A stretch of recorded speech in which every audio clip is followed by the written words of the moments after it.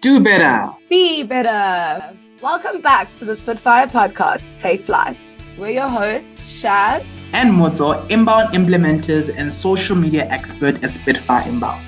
Joining us all the way from sunny Australia is communication expert Gina Balarin, and we're digging into the how of active listening. If you missed part 1, why active listening matters and how it helps business in today's jaded world, it's in the links below. But even without that episode, we're sure you'll love the techniques Gina's going to walk us through today. So, hi again, Gina. Welcome back, Gina. Thank you guys for having me. I'm still reeling from our last conversation, so I'm going to jump straight in and ask, what do most people get wrong when they try to actively listen? Well, actually, they talk instead of listening. That's the first point. There it is. As we discussed in the last episode, and for anyone who's new to this, the key point about active listening is the act of listening. Now, that may sound a bit trite, but it's true, because more often than not, we listen in order to speak. We're simply processing the information that we're going to give to the other person when we're communicating, rather than actually listening to hear what they have to say. And more importantly, sometimes we should be listening to what they're not saying. It is in the gaps between the information that they share. It is in their body language. It's in their tone of voice. It's in the pauses that helps us understand whether they're listening or whether they're actually just saying yes because they want to end the conversation. So active listening involves talking to someone, listening to their response, but making sure that we're asking follow-up questions to understand whether what they said is in fact what we heard. Before we jump into the techniques, I find it really interesting as you're running this podcast talking about active listening, and obviously myself and Mutsu's job is to do just that, to keep the podcast flowing, and it's really difficult to not listen to someone in order to respond. It's true. So what do you do when you need to listen more effectively? Well, that's exactly it. You're putting me on the spot. I'm listening, and I'm really interested, and I care, and I sincerely want to keep the conversation going. And that's what I think is from what we've touched on already in the previous episode. It was that listening, active listening sincerely in order to have a sincere response, and you actually care. And that obviously feeds into that inbound methodology again, that like empathetic and human way. But it's difficult. It's difficult to not listen and want to respond to that one piece of nugget that makes sense to you. Do you know, I found it really hard to be better at listening because it is a skill, and like a skill, anyone can improve by paying more attention to what they're doing. What I found was really helpful for me is actually taking notes about the things I wanted to say. So instead of having to jump in, and there might have been 2 or 3 or 4 things I wanted to say, I started keeping a pen and a Post-it note with me. Now, we can obviously do that in a business context. It's not so easy on a Sunday afternoon around Braai, especially after a few beers, right? But I do find that if you're able to remember the key points of what you want to say, it becomes much easier to listen with the intent to respond. Because more often than not, by the time someone's actually finished what they're saying, you may find that there's a completely different interpretation to what they started off saying. So let's think about it. The average response might be, 45 seconds. At the beginning of those 45 seconds, they're going in one direction. At the end of those 45 seconds, they may be going in a completely different direction. They might even have changed their mind in the middle of a sentence.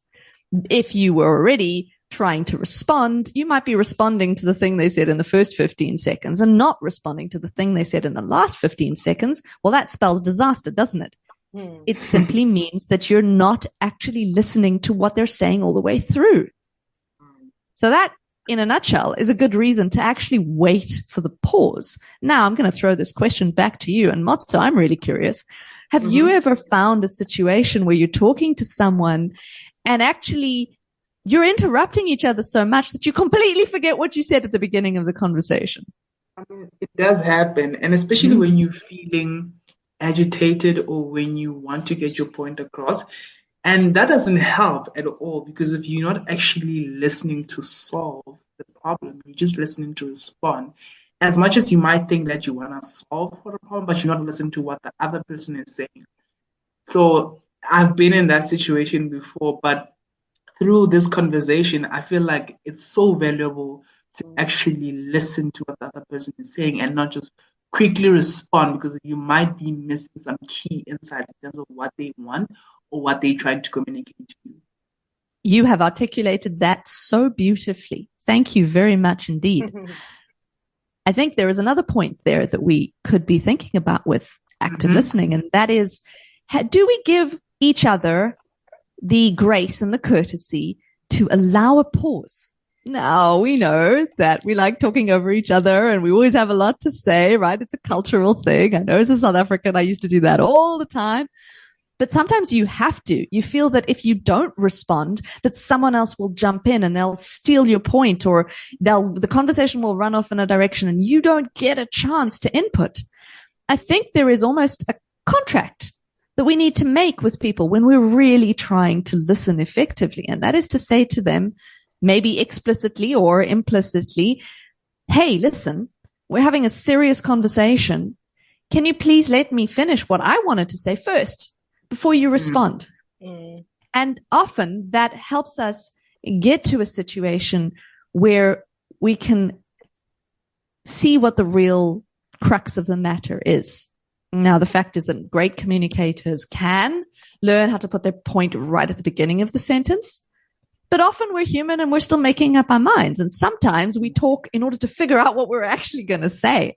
If someone interrupts us before we get to the end of that train of thought, there is a risk that we genuinely forget what we were trying to say, or actually lose that train of thought. And therefore we actually can't communicate meaning effectively. I know that's happened to me, at least. Often in arguments with siblings and spouses, right? We get frustrated and we actually might even be saying the same thing. But because we're so adamant about putting our point across, we actually don't wait for them to finish and we don't listen to what they're really saying. I can't count the number of times I've had a conversation with my husband where we're saying the same thing, but because we're saying it in different ways, we actually think we're disagreeing. And it's so crazy because clearly I'm not listening to what he's really saying. Yeah, and I love that concept as well about the first 15 seconds, let's say, versus that last 15 seconds. And that active listening, allowing that pause, is just creating that space, because the first 15 seconds could be the message that you don't want to hear, but that last 15 seconds is the message that you do want to hear. But that whole message was important to that person to get across. So I really enjoyed that, the way that you said that. Leave that space for a person by active listening. Nice. And what I liked about what you said, Gina, is that listening is actually a skill. And I'm sure that we've heard that before. I know from my side that I've heard it before. So do you have any techniques that you can give to our listeners on how to improve their active listening skills? Well, there's a great cheat sheet if you think about it. And this comes from the Center for Creative Leadership, not my own brain. So credit to them for these great tips. There are 6 key active listening skills that they recommend. And the first is to pay attention. Now, I don't know if you've ever been in the room with someone when they're really, truly paying attention to you. Expert leaders can actually sit in a room with you and you feel like you're the center of their universe. Like nothing else exists but you in that moment. That is when people are really paying attention. The second thing that you can do when you're actively listening is to not judge people. Now, it's hard. We all make judgment calls about people. Maybe someone's hair is too short or too long. Their skirt is too short or too long. Their shirt is too loud or not loud enough. Active listening also means that we have to withhold judgment. And it doesn't mean that we don't make those judgments. We do. As humans, we judge people all the time.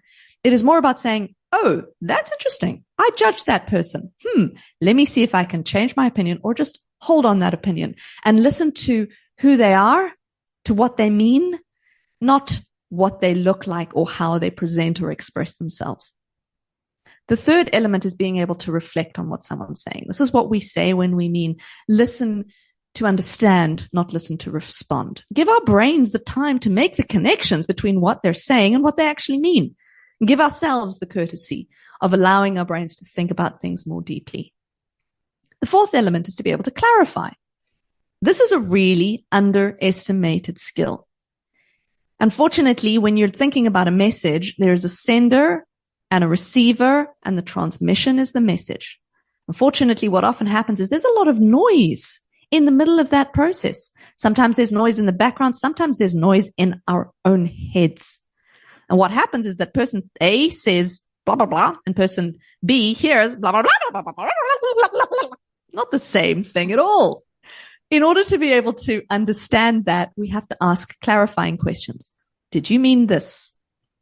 Now, another step, which is the fifth step in the 6 key active listening skills, is to be able to summarize what someone says. If we were able to actually say, I think I heard you say blah, blah, blah, is that correct? It gives them a wonderful opportunity to say, yes, that's exactly what I meant, or to say, no, in fact, I didn't mean that. I meant something completely different. And then the last step in these 6 active listening skills is actually to share the information we receive. Now, that doesn't necessarily mean go out in social and post it to all your friends and send a text to your boss about what's going on. No. What we mean is that actually the sharing of the information is, what are you going to do about that information? Remember, most of the time, people aren't just telling you stuff for the sake of telling you stuff. They're telling you because they are looking for a solution. They're looking for empathy. They're just looking to be able to offload. It is in that response and that sharing of agreed next steps. We call it next steps in the business world. You know, in a personal step, it might be, how can I help you? And that question is incredibly powerful, because sometimes people will go, you know what?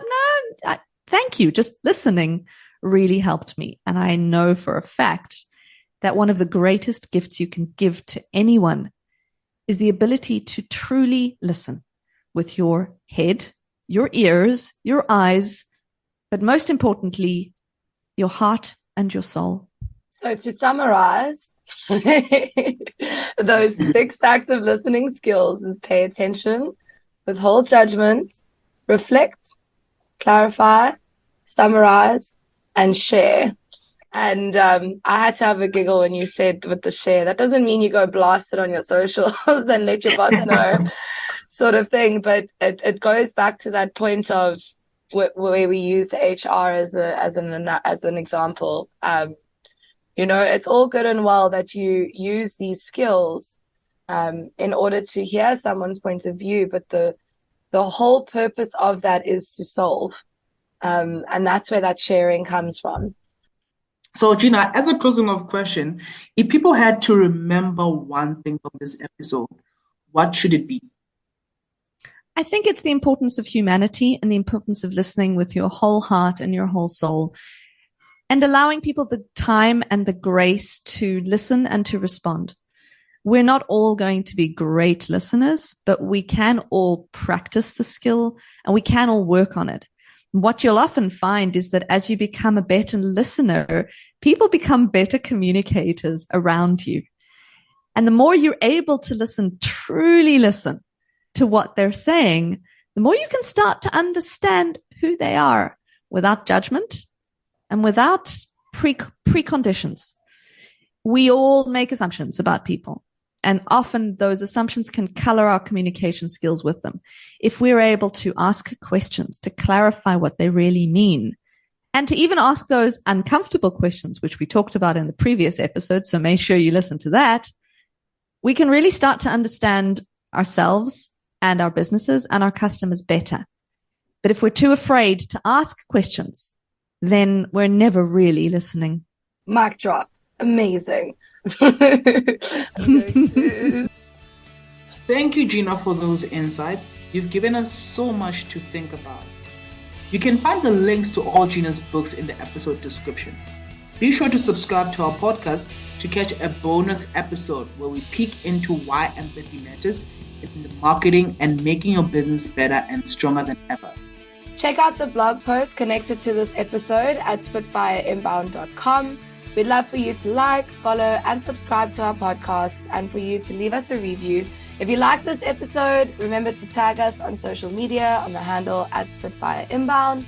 And you can drop any thoughts of today's episodes or questions for Gina on our socials using the hashtag #TakeFlight, #ActiveListening. Thanks again and see you soon. Bye. Bye.